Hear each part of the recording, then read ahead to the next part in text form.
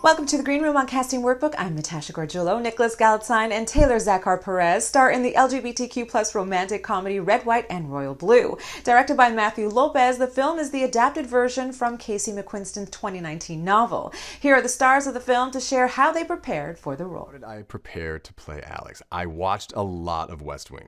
Like, a lot of the West Wing. Mr. Smith Goes to Washington, Sullivan's Travels, Bringing Up Baby. It Happened One Night.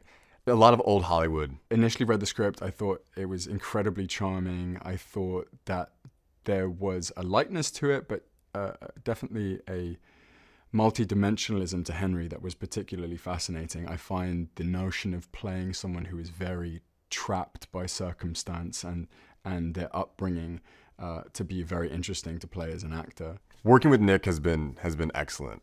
We've gone through a lot. You know, we got here a couple weeks early for rehearsals, and it's a very intimate movie. So we had to become close very fast and kind of trust each other right away. And we did. It wasn't hard. It was really just committing to the text and trusting our director, Matthew.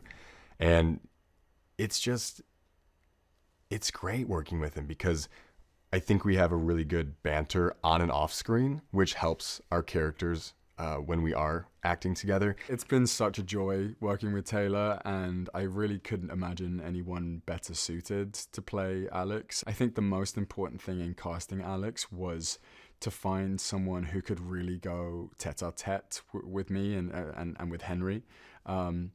This film is a two-hander, and it's all about the chemistry and the banter that you can have between the two of them. He's such a fun-loving person, is such a joy to be around, and so much of the filming process for me is about finding a acting partner who just loves being here as much as I do. Alex has a really big character arc throughout the film. So he starts as a very immature, privileged, chip on his shoulder kind of kid who, is forced to grow up after this cake incident.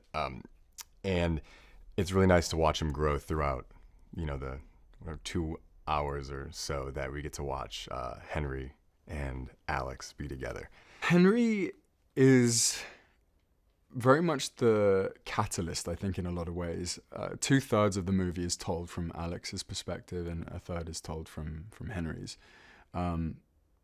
But Alex is a much freer human being, and I think the world he lives in is much more accepting of who he is as a person, whereas this sort of archaic nature of the institution that Hendry is born into and has to present himself in every single day means that it's almost impossible for him to be who he is. And I would also say it's unique because in a lot of LGBTQ plus stories, they're not happy endings. There's usually tragedy involved.